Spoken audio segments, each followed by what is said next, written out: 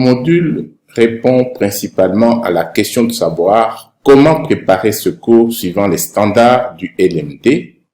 Nous y abordons d'une part la démarche d'élaboration de cours en ingénierie pédagogique et d'autre part la planification de ces enseignements grâce à un outil de planification utilisé en pédagogie universitaire. Concernant l'élaboration de cours, nous préconisons l'approche systémique et systématique de conception des cours basée sur la méthode ADDIE, A-D-D-I-E, pour analyse, design, développement, implémentation et évaluation.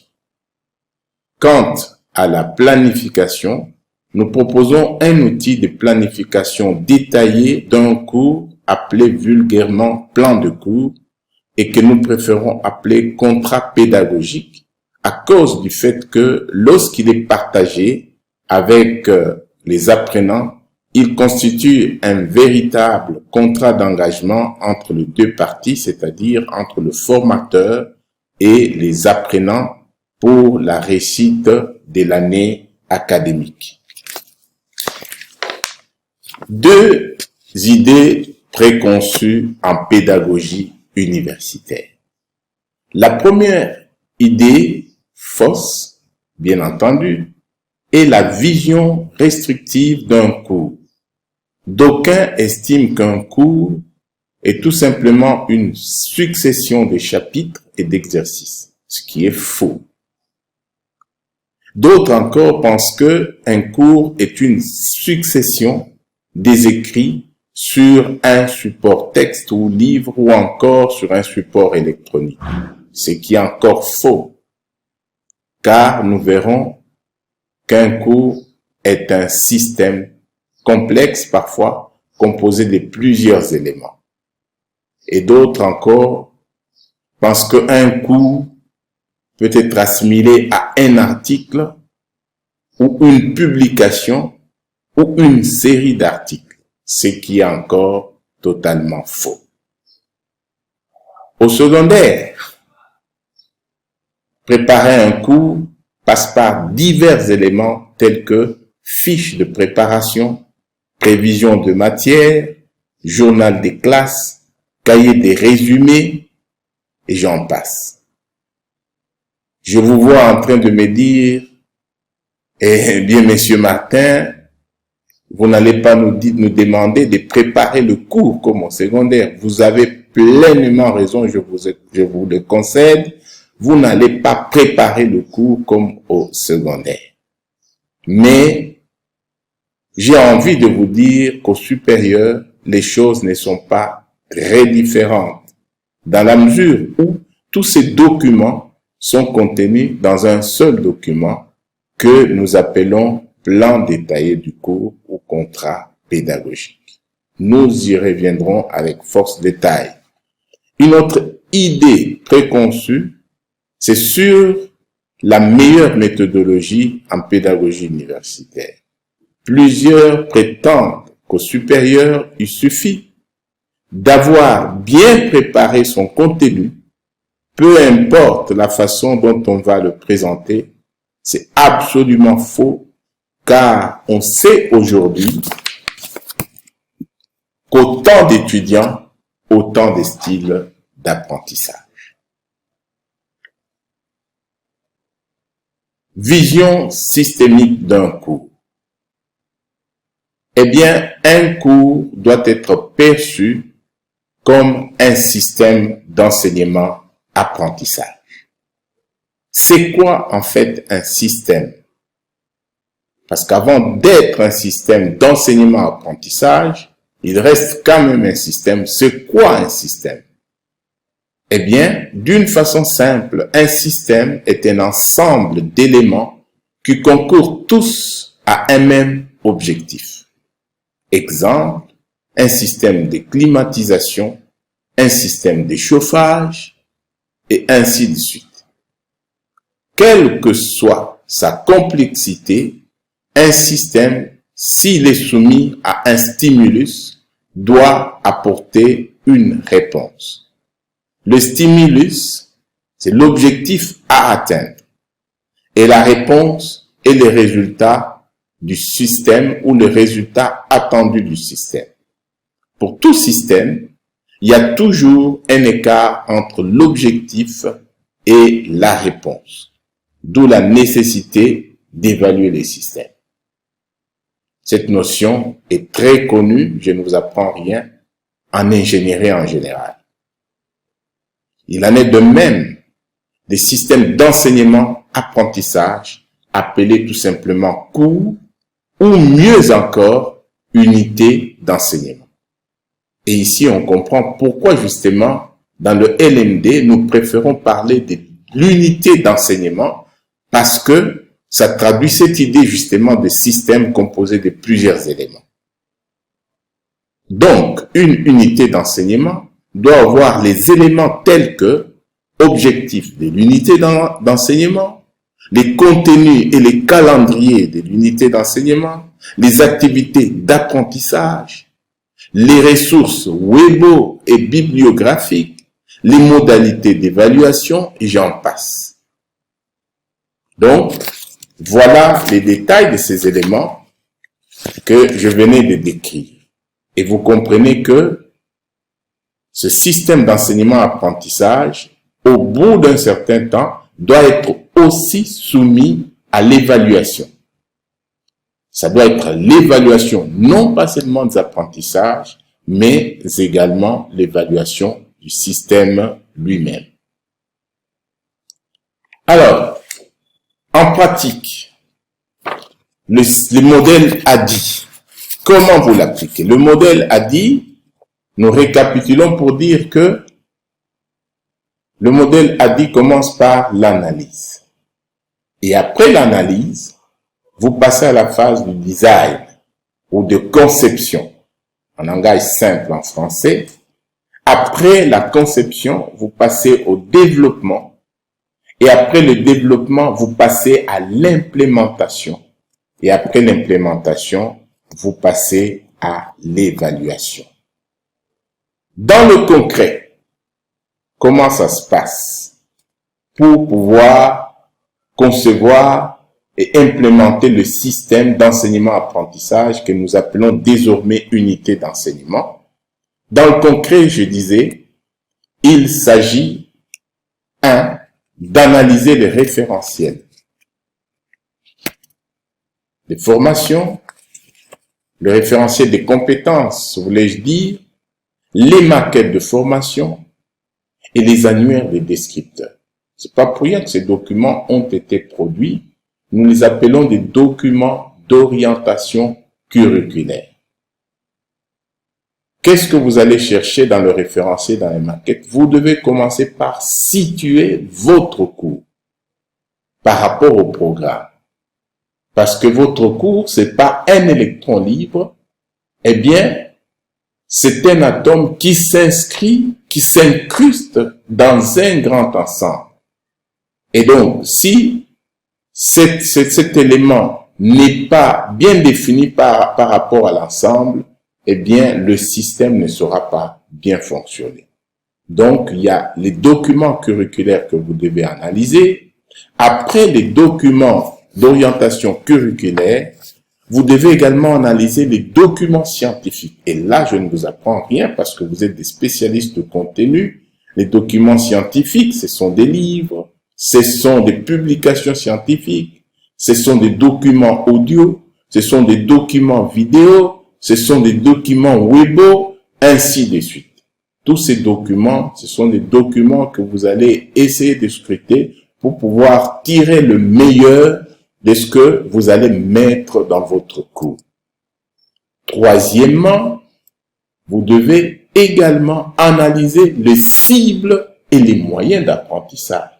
Est-ce que je vais réunir le matériel didactique nécessaire? Est-ce que ce matériel et les moyens utilisés sont adaptés au public cible? Est-ce que ces étudiants ont les prérequis nécessaires pour comprendre le cours? C'est tous ces éléments que vous mettez sur la table avant de pouvoir justement commencer à préparer le contenu. Deuxièmement, Vous passez, une fois cette étape passée, vous allez passer maintenant à la conception. Qu'est-ce que vous allez concevoir? Premièrement, vous devez concevoir les objectifs. Je ne vais pas parler ici des compétences parce que les compétences ont été déjà définies dans le référentiel de compétences. Donc, on vous a déjà facilité la tâche. Vous n'allez plus y revenir. Par contre, vous devez définir les objectifs de votre cours en tant qu'objectif général, mais en dehors des objectifs généraux, vous devez définir également les objectifs spécifiques ou des objectifs opérationnels, et ça, ce sont des objectifs de chaque séquence. Eh bien, la conception du contenu, on conseille toujours que ça soit une conception en grain pédagogique ou une conception en séquence pédagogique. C'est quoi une séquence pédagogique ou un grain pédagogique? C'est un tout dans lequel vous allez trouver un objectif, dans lequel vous allez trouver du contenu et dans lequel vous allez trouver des activités d'apprentissage. Les activités d'apprentissage répondent à la question de savoir comment les étudiants vont apprendre la matière qui se trouve dans le contenu. Troisièmement, une fois cette étape de conception terminée, vous devez développer. Qu'est-ce que vous allez développer? Vous allez développer le matériel d'enseignement. Le cours sera sur quel support? Vous allez développer du matériel didactique. Vous allez développer les méthodes pédagogiques. Quelles sont les méthodes appropriées pour justement arriver à faire apprendre le contenu que vous avez proposé? Vous devez définir les stratégies d'évaluation. Ici, il y a un principe très important qu'on appelle alignement pédagogique. C'est quoi l'alignement pédagogique? L'alignement pédagogique, c'est un principe pédagogique qui veut que le contenu soit aligné sur les objectifs et que les évaluations soient alignées sur le contenu et sur les objectifs. Donc, ça, c'est la cohérence qu'on ne trouve pas très souvent dans nos cours parfois. Vous avez défini des objectifs et lorsque vous êtes en train de développer le contenu, ce contenu n'a rien à voir avec les objectifs. Et lorsque vous allez évaluer, vous évaluez autre chose que les objectifs. Ça, on dit que c'est un cours qui ne respecte pas le principe d'alignement pédagogique. Qu'est-ce que vous développez enfin? Vous développez le plan de cours. Et ici, j'aimerais insister sur ce point pour dire qu'est-ce qui prouve à l'université ou au supérieur en général qu'un professeur a préparé son cours. Ce n'est pas un simple syllabus, ce n'est pas un simple document texte ou document vidéo qui va montrer que le professeur a préparé son cours. Parce qu'on peut aller aujourd'hui sur Internet et tirer un document qu'on appelle cours et qu'on vient présenter aux étudiants. Ça, ce n'est pas un cours. Ce qui prouve qu'un professeur a réellement préparé son cours, c'est justement le contrat pédagogique que nous voulons être un plan détaillé. Et nous verrons les éléments qu'on va y mettre. Et je voudrais vous dire que c'est parmi justement les éléments qui nous permettent de pouvoir dire si un cours obéit au standard LMD ou pas. Il faut qu'il y ait un plan détaillé. Et ici, je voudrais dire d'emblée que un plan détaillé, ce n'est pas l'énumération des chapitres d'un cours. Parce que très souvent, c'est cela. On met une petite introduction et puis on dit, voilà, ce cours comprend autant de chapitres et on dit que ça, c'est un plan de cours. Justement, quand on fait ça, on n'est pas dans les standards LMD. Voici cette étape qui est très importante, le développement de votre unité d'enseignement. Après le développement, vient maintenant l'implémentation. Comment vous allez vous y prendre pour que ce cours, justement, soit dispensé en salle de classe ou soit dispensé en ligne, et comment vous allez faire pour que les étudiants assimilent votre cours. Voilà, c'est ça l'implémentation. Vous passez de l'étape de développement à l'étape de la mise en œuvre. Eh bien, vous signez, comme nous le disons, un contrat pédagogique avec les étudiants. Vous allez leur présenter votre cours et comment vous allez cheminer. Vous allez leur dire étape par étape et de quoi sera constitué votre cours. Donc, ce document est un document extrêmement important. Et après viendra tout l'accompagnement pédagogique. Donc, comment vous allez guider et faciliter les apprentissages à vos apprenants. Et enfin, viendra le tour de l'évaluation. Nous savons déjà que vous devez évaluer au bout d'un certain temps le système d'apprentissage. Vous allez évaluer vos étudiants pour savoir si réellement ils ont appris. Ça, c'est connu. L'évaluation formative, l'évaluation sommative, ainsi de suite. Mais également, à côté de l'évaluation des apprentissages, il y a une évaluation que nous oublions souvent et que nous allons introduire à l'occasion de la réforme LMD, c'est l'évaluation des enseignements. Donc, vous devez conduire en amont les évaluations du système d'enseignement et d'apprentissage.